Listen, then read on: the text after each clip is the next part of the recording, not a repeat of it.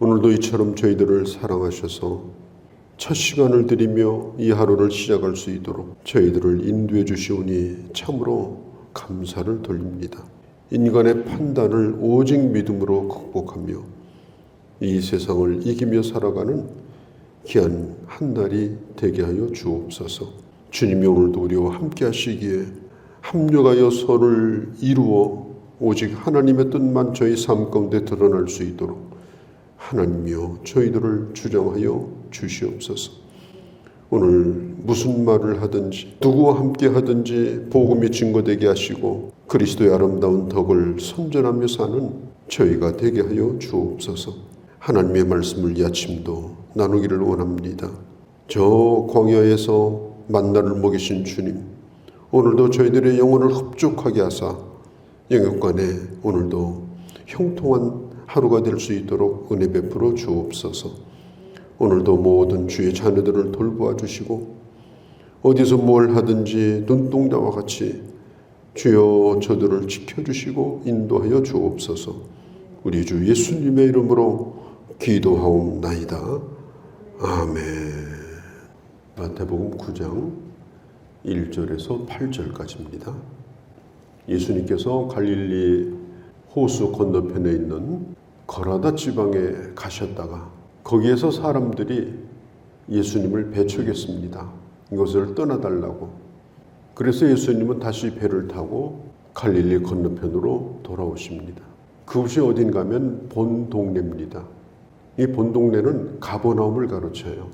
예수님이 복음을 전하시던 본부와 같은 곳입니다. 주님이 이곳으로 오셔서 어느 집에 들어가셨을 때 많은 사람들이 말씀을 들으려고 또 병을 고치려고 찾아왔어요. 그때 한 중풍병자가 그 집에 들어오는데 그가 깔고 있던 아주 두꺼운 담요 4구퉁이를 4사람이 붙들고 데리고 오게 됩니다. 사람이 너무 많아서 지붕까지 뚫어가지고 그렇게 불편한 일을 하면서 왜 이 사람을 데리고 왔을까? 이 4사람의 믿음이 중요해요. 예수님에게 데려오면 꼭 고침을 받을 거라고 하는 믿음이 있었던 것입니다. 또 이 환자도 참 자기 그런 불편한 몸을 누구한테 보여주고 싶겠습니까? 갈 마음이 없었을 거예요. 그런데 용기를 내서 이렇게 갈 수 있었던 것은 그를 도와주는 이런 사람들이 있었기 때문입니다. 우리들도 마찬가지입니다. 누군가가 우리를 예수님에게 데리고 온 사람이 있습니다. 물론 하나님이 우리를 선택하셨죠. 그러나 그 하나님의 부르심을 이루는 데는 나를 데리고 갈 사람이 필요한 거예요. 그 사람이 한 사람도 될 수 있고 2사람도 될 수 있고 오늘 이 본문처럼 4사람도 될 수 있는 것입니다. 예수님께서 그들의 믿음을 보시고 고쳐줬다고 그랬어요. 데려온 4사람과 그리고 실려서 온 그 환자의 믿음을 다 포함해서 하시는 말씀입니다. 예수님에게 그 사람을 데려오는 사람의 믿음이 참 중요해요.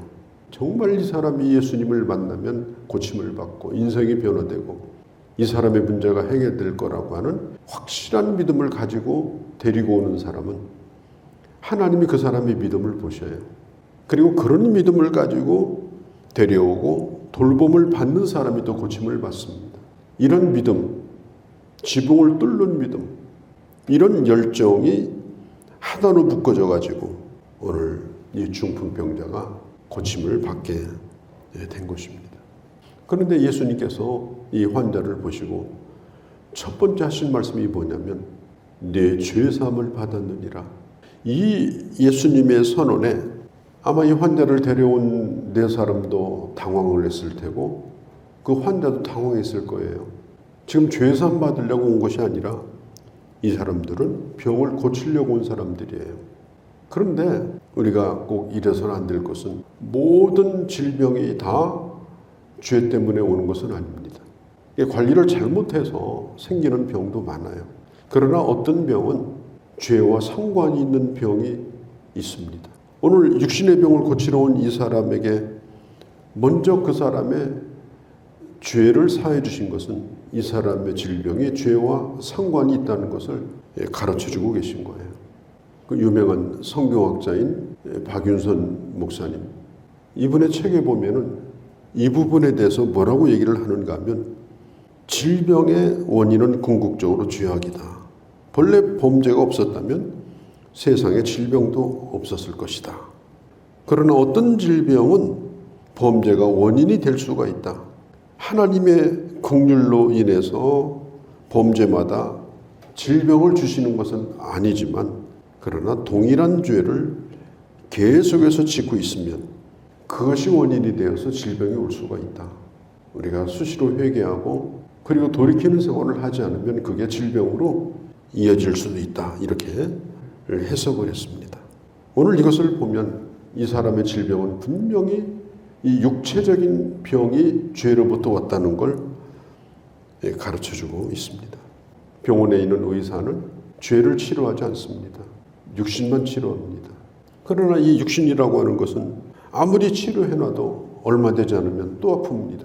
그리고 상태가 점점 나빠집니다. 아주 근본적인 치료는 바로 영혼의 치료입니다. 죄 사함 받는 겁니다. 모든 인간은 죄의 값으로 말미암은 사망 선고를 받고 이 세상에 태어납니다. 그게 인간의 운명이에요. 그런데 만일 사형 선고를 받은 이 사형수가 죽는 날까지는 잘 먹고 잘 살자, 그리고 영양제 챙겨 먹고 아침마다 나가서 운동하고 그리고 아주 건강에 조심하고 그렇게 한다고 안 죽습니까? 그 사람에게 정말 중요한 게 뭐겠어요? 죄 용서함 받으면 끝나요. 인간에게 있어서 가장 중요한 것은 뭐냐면 그 사람이 죄 용서함을 받는 겁니다. 사람들은 이 죄에 대해서 인정을 안 하려고 그래요.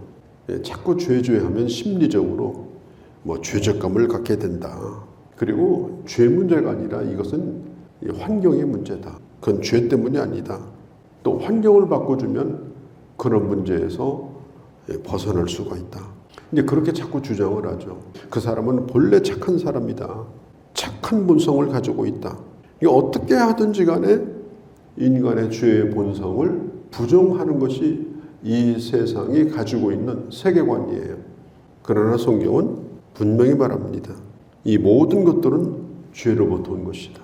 그리고 오늘 내가 겪고 있는 일들도 죄와 상관이 있을 수가 있다. 그것을 오늘 가르쳐주고 있어요. 그런데 우리가 절망할 필요가 없는 것이 죄 용서를 하실 수 있는 분을 우리가 만나기 때문에, 죄 용서를 하실 수 있는 그분과 우리가 교제하기 때문에 우리는 절망할 필요가 없어요.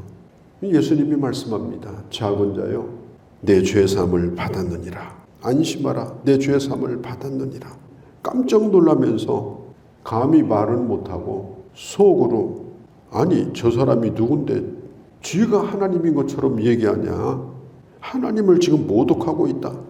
환자도 당황하고 데려온 사람도 당황하고 그걸 듣는 사람들도 당황하고, 이 죄사함을 받았느니라. 이 말은 하나님만이 하실 수 있는 일인 거예요.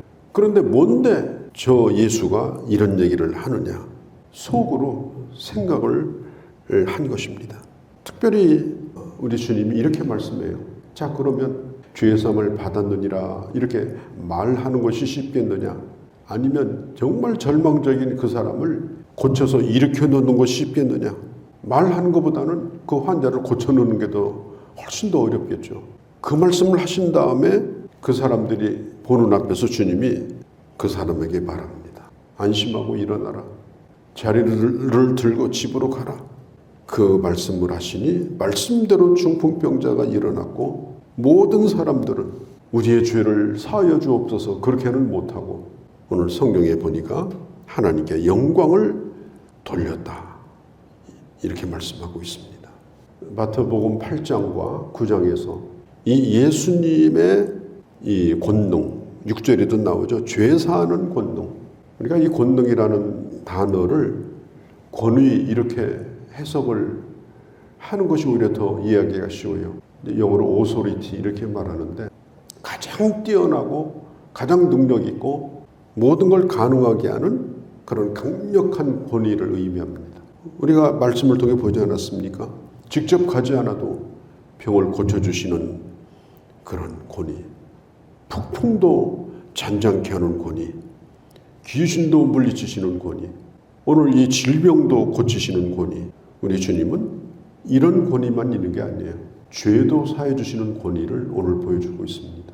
우리가 예수를 믿는다고 하는 것은 이런 모든 권위를 인정하고 믿는 거예요.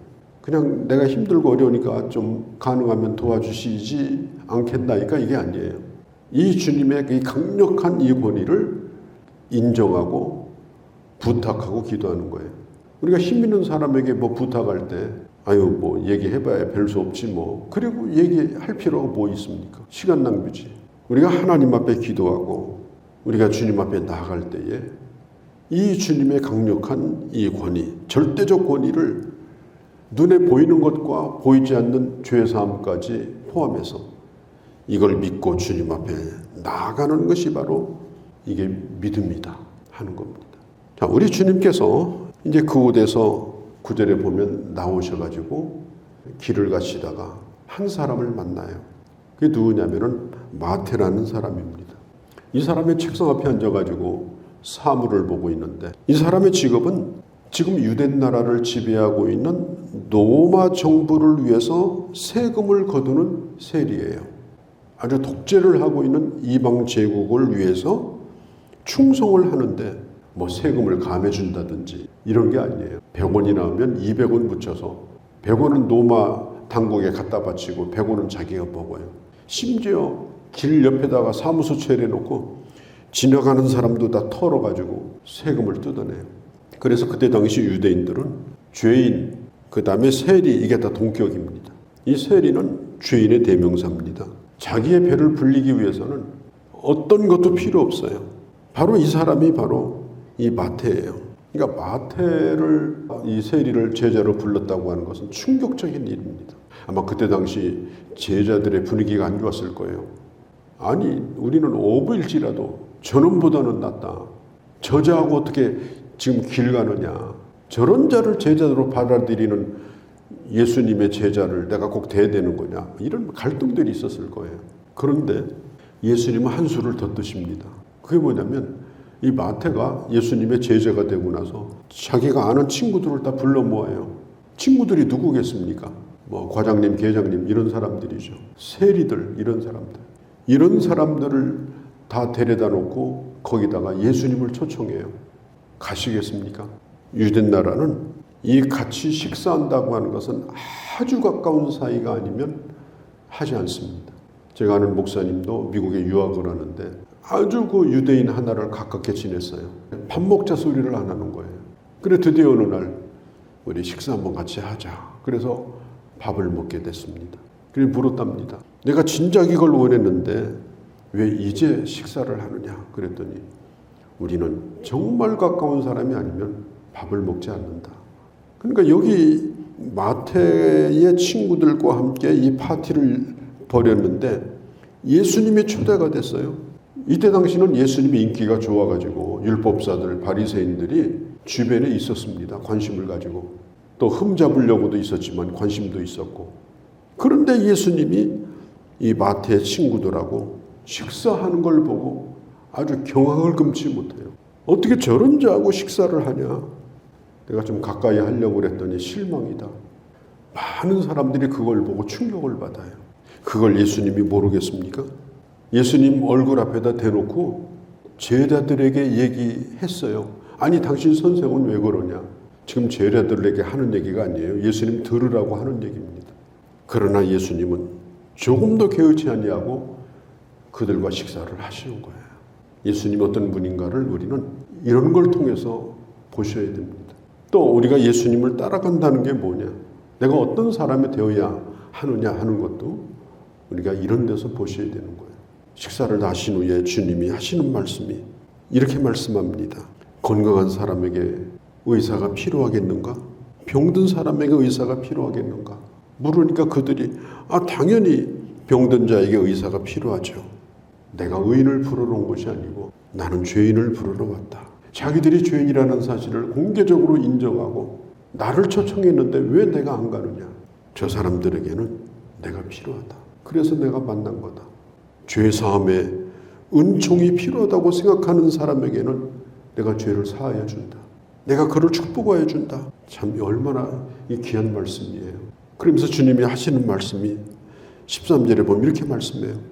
하나님이 진정으로 바라시는 것은 뭐냐면 보기에 아주 그럴듯한 그런 종교 행위를 하고 있는 사람이 아니고 자기도 죄인 중에 한 사람인 걸 알고 하나님의 용서를 원하고 또 다른 사람도 긍휼의 마음으로 대할 수 있는 사람, 하나님은 그런 마음을 가진 사람을 하나님은 원하신다.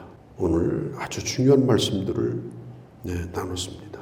이런 귀한 예수 그리스도가 바로 우리 주님이라는 사실, 그리고 나는 주님을 따르는 제자로 살고 있다는 걸 잊지 않고 오늘도 살아가는 그런 하루가 되어주시기를 바랍니다. 거룩하신 우리 아버지 예수 그리스도, 그분이 누구인가 오늘도 다시 한번 들었습니다. 오늘도 주님을 굳게 붙들고 바른 신앙 고백과 삶을 통한 응답 속에서 아버지 오늘도 제자의 길을 잘 걸어가는 저희가 되게 하여 주옵소서. 우리 주 예수님의 이름으로 기도하옵나이다. 아멘.